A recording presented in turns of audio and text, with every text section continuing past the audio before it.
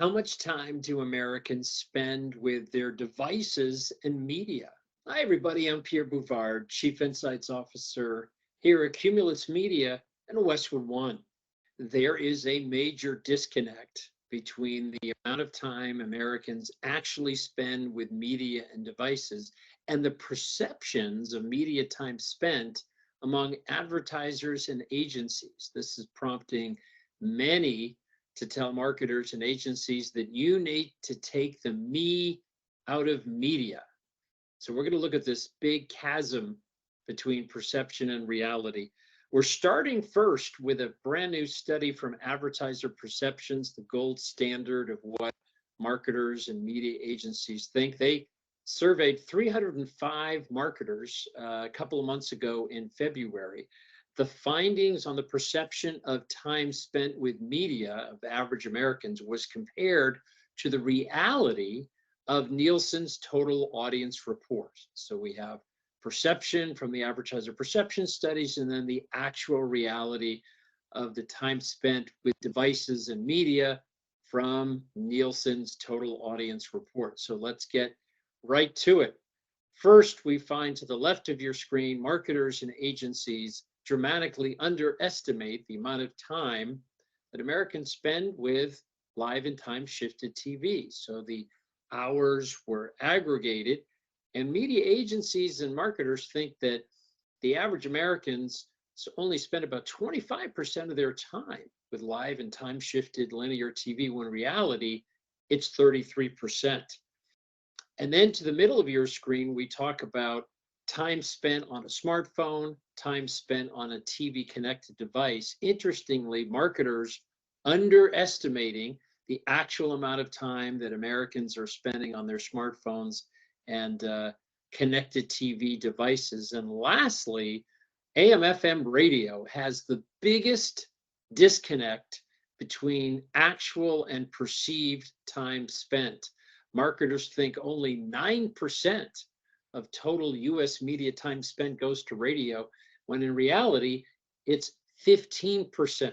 So that is the biggest miss, 40%. Now, on the flip side, marketers and their media agencies overestimate time spent with the internet on a tablet or a computer. And part of this might be that it is the media folks that are doing a lot of time spent on their computer and their tablet and think everyone in America is just like them, but obviously that is not the case. So what on earth is going on here? Well, there was a very similar study conducted by Ipsos Up in TV on video time spent. This study was conducted in Canada, and they spoke to Canadian marketers and media agencies, and they compared it to the actual reality. So the blue bars here represent what the Canadian public actually does. The pink bars represent the perception of media agencies and marketers in Canada. And then the gray bar is what the industry, the media and marketing industry, think the everyday Canadian do. And as you can see, when it comes to video, marketers and media agencies get it wrong across the board. They are spending less time with TV than real people. Their perception of the general public's time spent with on-demand and subscription services is way out of sync, as is YouTube, social media, and being online in general. So you can see that basically marketers and media agencies in Canada, very much like with the US, have very little understanding of how actual real people are using media. Well, Colin Lewis, award-winning chief marketing officer, says advertisers delude themselves and are too easily lulled into marketing cults that stop us from seeing the world as it is.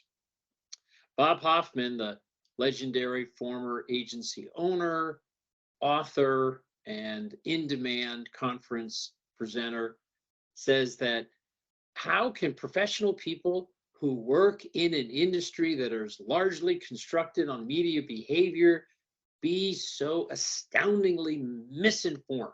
The answer is pretty simple. Marketers always overestimate the attraction of new things and underestimate the power of traditional consumer behavior.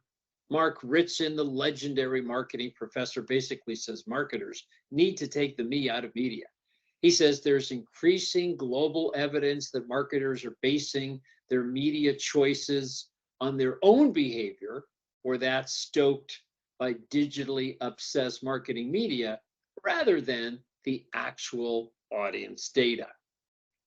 And Binet and Carter, in probably one of the most powerful and useful books on marketing strategy you'll ever read, How Not to Plan 66 Ways to Screw It Up, they say, we are marketing communications people, and we're different from the majority. In the US and the UK, we're less than 1% of the population. We tend to be younger. We live in the big cities. So it's all too easy for us to overlook how different our lifestyles and perceptions are from the people that we talk to. And when it comes to radio, Colin Kinsella, the former CEO of Havas North America, says radio's biggest problem is misperceptions. He says the biggest risk for AM/FM radio is the 26-year-old planner who lives in Chicago or New York, doesn't commute by car, doesn't listen to the radio in the car, doesn't think anybody else in America listens to the radio. Perception and reality. So there is a big disconnect between actual American media habits and the perceptions of marketers and their media agencies. Across the board, a whole series of devices and platforms are underestimated, especially AM/FM radio, which shows the biggest disconnect between actual behavior and perceived behavior. Marketers and media agencies overestimate time spent on things like tablets and PCs. To create informed media decisions, marketers and media agencies need to take the me out of media and fully understand the actual media behaviors of American consumers. The Audioactive Group here at Cumulus Media in Westwood One is a full service advisory for national brands offering media planning recommendations, creative best practices, planning insights, as well as impact measurement, outcome measurement, brand lift, sales effect, and site and search attribution. Each and every week, we publish a new audio case study. You can find it on our blog at cumulusmedia.com or westwood1.com. And when you're there, you can sign up to get the weekly audio insights sent right to your email box. Thanks so much for the opportunity to share with you the disconnect between perceived media behaviors and actual media behaviors, causing many to urge marketers and media agencies to take the me out of media. Thanks so much.